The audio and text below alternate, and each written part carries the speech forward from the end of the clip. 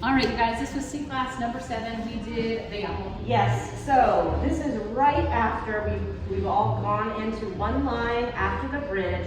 It starts with shish kaboom bas. We have 8, 1 and 2, 3, 4, 5 and 6, 7, 8, 1, 2, 3, 5, 6, 7, 8, 1, 2, 3, 4, 5, 6, 7, 8. 1, 2, 3, 4, 5, 6, 7, 8. I think that's pretty much it. That's where we ended. Yeah, practicing those shish kabooms like a little faster and faster will help because it's pretty fast. It goes pretty fast. Making sure the music sounds okay out there.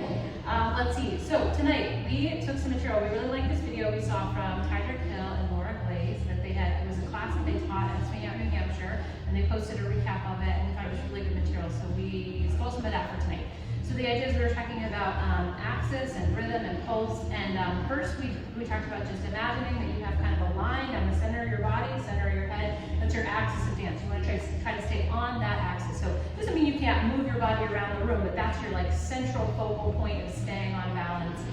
And then we talked about, we did some basic rhythm, basic footwork, like finding your groove, finding your pulse in your body. It doesn't matter what footwork you're doing, just triple steps and step steps, trying to move around a little bit, thinking about that axis. So you're moving everywhere you're moving is right around that central axis point.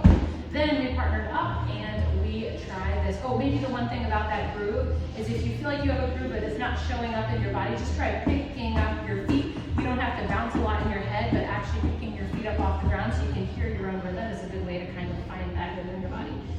Then we partnered up and we did a couple of simple things. First, we turned our follows. We were really thinking as leads about turning our follows on that central axis point. So we did tuck turns right in place, where I'm thinking about making a big old loop around Jen and keeping her on balance. We did tuck turns out into open. We also did a send out with a quick turn. We did send out with a slower turn.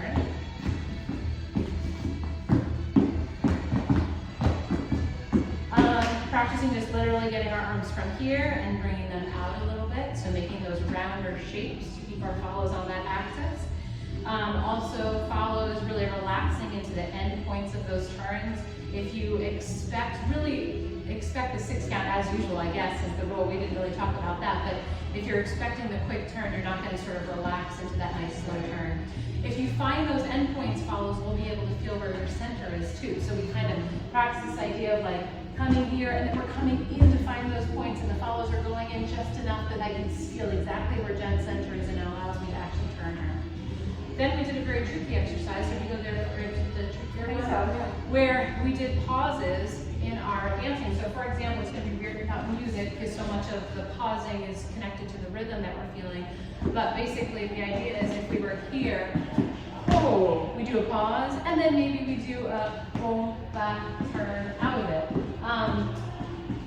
We were playing around with some really playful songs, and it was hard for leads, right, to like communicate the pauses and hit the stuff in the music.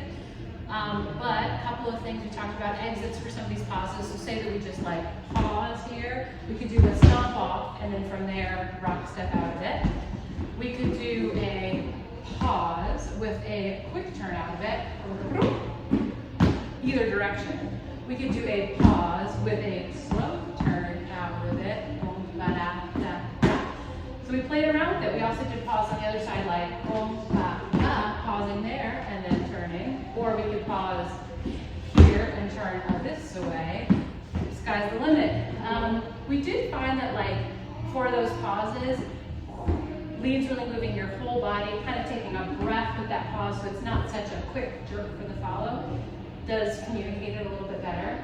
We are not experts in this. We like the material up, but we still need to practice too. But we thought that it was a fun thing to bring up and try. Anything to add?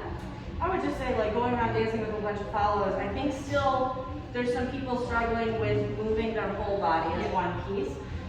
So making sure that, you have this kind of round feeling in your arms when you're in this two-hand hold, but then making sure that as soon as your hand moves, your body is moving 1-to-1, right? Like the hand moves and your body moves. Just let the shoulder go. Yeah, Keep the center there's a in, little right? bit of hands moving, and then you're like, oh yeah, I'm supposed to move my body. But like not having that communication between like, oh, my hand moves, and you have to translate and then move your body, but just getting in the habit of moving all the time as one piece, then you don't have to think, you can just feel it. That's it. Good stuff. Yeah. Love it. Thanks, you guys. Good session. We'll see you next week.